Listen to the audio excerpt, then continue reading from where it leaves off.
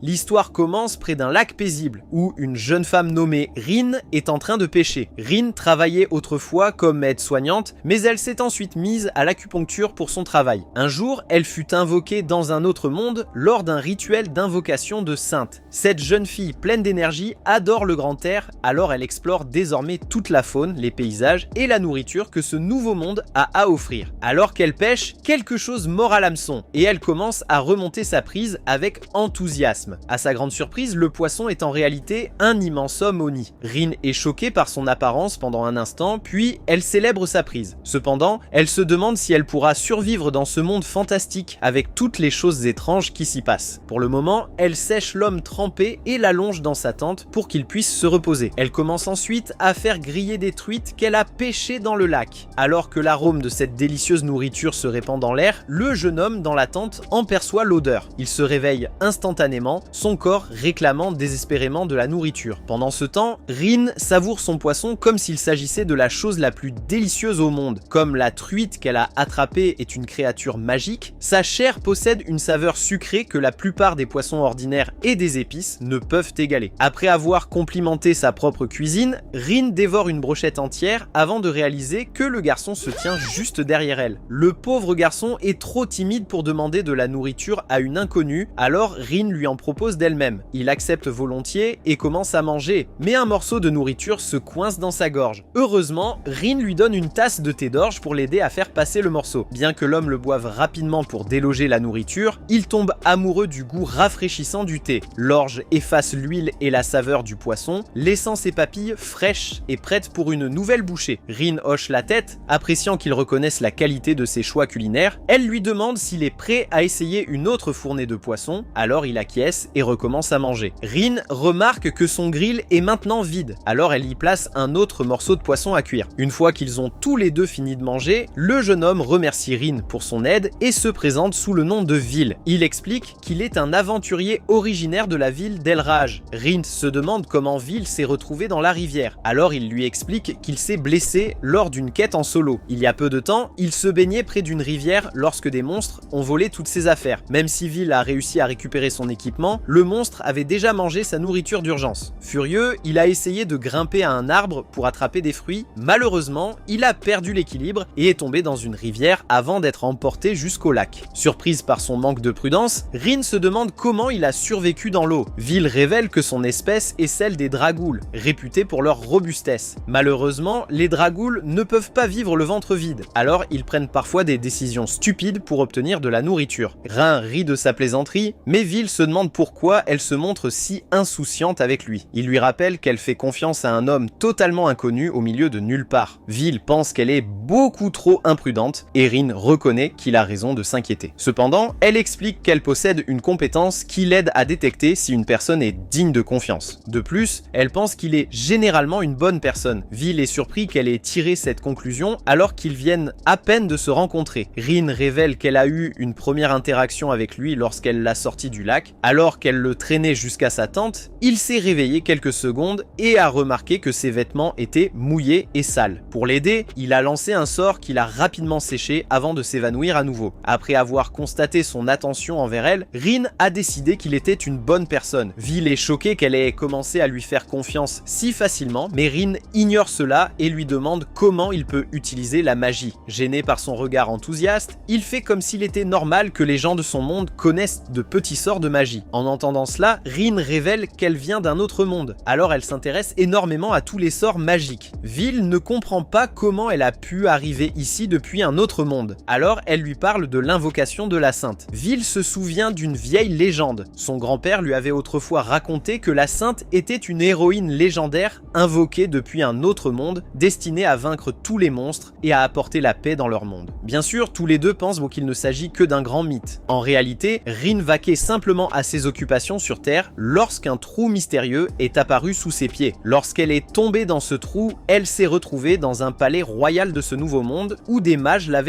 invoquée. En plus de Rin, une autre lycéenne avait été invoquée depuis la Terre. Un homme qui ressemblait à un prince est immédiatement tombé sous le charme de la beauté de l'autre fille et l'a proclamée sainte légendaire. Puis, il a crié sur Rin en disant que sa compétence était inutile et un mage impérial a utilisé un sort pour la téléporter jusqu'à ce lac. Après avoir été téléporté réconfortée, Rin a utilisé les nouvelles compétences qu'elle avait obtenues en arrivant dans ce monde pour pêcher et survivre jusqu'à ce qu'elle rencontre Vil. Vil se sent en colère que le prince l'ait froidement abandonné dans la nature après l'avoir invoqué de force depuis un autre monde. Rin ne s'en soucie pas tant que ça, alors Vil observe son équipement. Il admet que son matériel de camping sophistiqué a clairement l'air de venir d'un autre monde, ce qui plaît à Rin. Vil se demande ensuite si elle va bien après avoir été arrachée à sa terre natale et à sa famille. Rin sourit, heureuse de voir qu'il se soucie d'elle, même si elle serait normalement très inquiète dans un environnement inconnu, elle a obtenu une nouvelle compétence appelée survie en arrivant dans ce monde. Cette compétence lui permet de s'adapter à n'importe quel environnement et l'aide à rester calme physiquement et mentalement. De plus, la compétence de survie lui permet de détecter le danger, alors Rin se sent plutôt détendue dans cet environnement inconnu. En entendant cela, Vil est choqué car sa capacité est une véritable bénédiction pour les aventuriers.